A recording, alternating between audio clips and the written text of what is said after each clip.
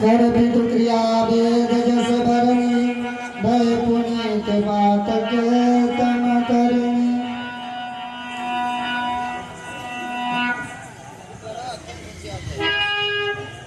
बेटा राम देखिए कि अब अयोध्या इस प्रकार से सोनी पड़ी हुई है क्योंकि वहां राज का कारभार संभालने वाला कोई है ही नहीं, क्योंकि सब समेत पुर धारिय पाओ आप अमरावती राओ।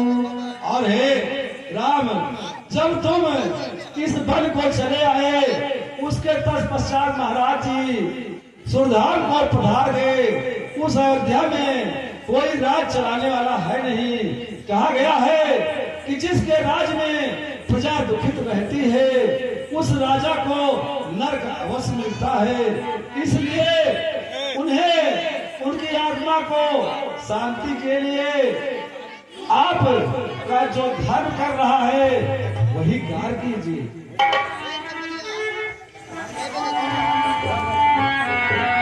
हे गुरुदेव, अब आप ही धर्मनीति और राजनीति तथा वेद शास्त्रों में कहे गए नीति के अनुसार आप जो मुझे आज्ञा देंगे हम सभी लोग उसका पालन करेंगे।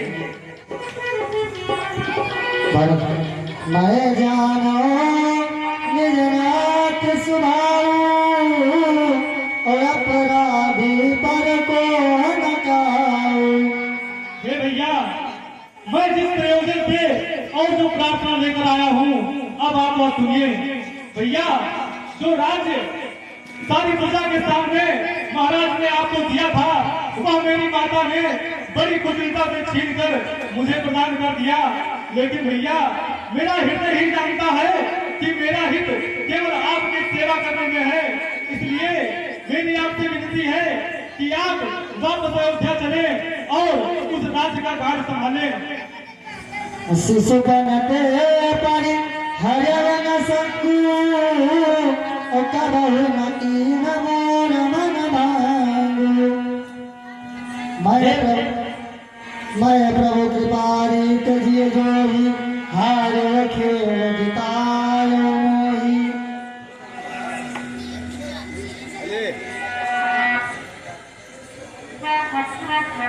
हे भैया भरत, तुम हृदय में व्यर्थ गलाने कर रहे हो।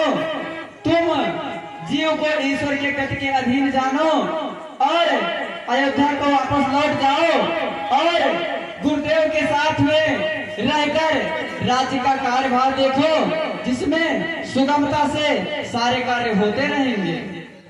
नहीं भैया, ऐसा नहीं हो सकता क्योंकि मेरा हृदय उस राज्य को स्वीकार नहीं कर सकता और न ही मैं इतना समर्थ हूँ कि उसका कार्य संभाल सकूं। भैया, आप तो जानते हैं कि बचपन में भी जब मैं किसी खेल में हार जाता था तो भी आप मुझे जिता देते थे। आपके स्नेह पर मुझे भरोसा है। क्या आपके हृदय में क्या आपने मुझे इतना कुटिल समझ लिया कि अपने हृदय से मुझे दूर कर दिया?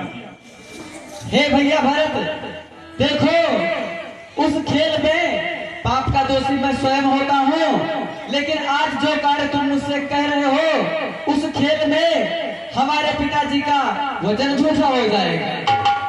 ठीक है, यदि वजन की बात है तो महाराज ने वचन दिया है कि एक पुत्र राज करेगा और एक पुत्र वन को जाएगा।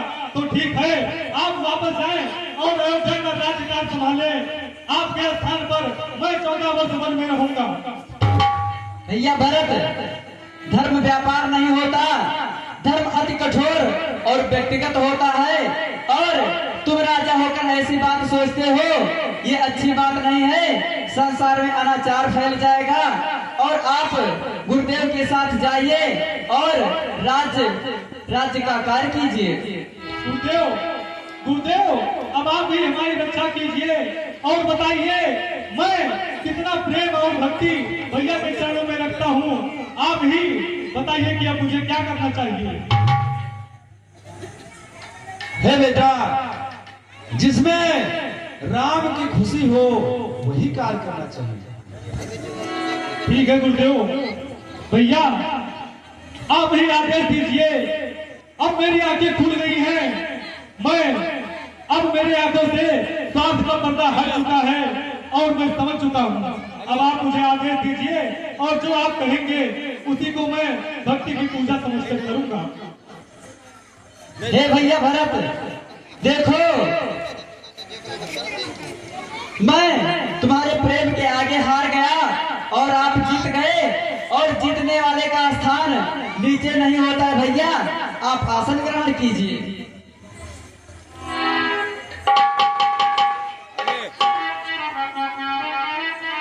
और जो राज्य तुम मुझे देने आए हो मैं उसे सहर्ष स्वीकार करता हूँ, परंतु तुमसे मेरी एक विनती है कि तुम जाओ और राजभाग को संभालो। जिस दिन 14 वर्ष पूर्ण हो जाएंगे उस दिन मैं स्वयं आकर अपना राज्य स्वयं तुमसे ले लूंगा। ठीक है भैया, आप जैसा कहते हैं मैं वैसा ही करूंगा, लेकिन भैया ध्यान रहे 14 वर्ष बीत जाने के पश्चात अगर एक दिन की भी देरी हुई तो आप भरत को जीवित नहीं पाएंगे। नहीं भैया भरत, मैं अपनी सौगंध खाकर कहता हूँ कि जिस दिन 14 वर्ष पूर्ण हो जाएंगे उसी दिन हम सभी लोग अयोध्या वापस आ जाएंगे। भैया अंतिम समय में जाते समय मैं आपसे कुछ मांगना चाहता हूँ। बोल पगले, क्या चाहिए? यदि इस समय तू मेरे प्राण मांग ले तो मैं सहर्ष तुझे दे दूंगा। आप मुझे अपनी चरण पादुका दे दीजिए, क्योंकि जब आप राज्य में नहीं होंगे तो सिंहासन पर कौन बैठेगा। मैं उसी चरण पादुका को सिंहासन पर आसीन करके नित्य उसकी पूजा करके ही राज्य का कार्य। प्रभु कर कृपा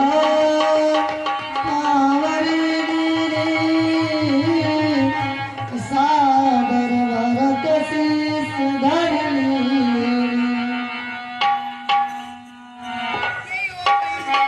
मांगे बिना प्रणाम करी राम लिए लोग उचाटे अमर पति कुटिल कुअवसर पाए। इस प्रकार भरतलाल चरण पादुका को लेकर के और अपने अयोध्या की ओर चल रहे थे।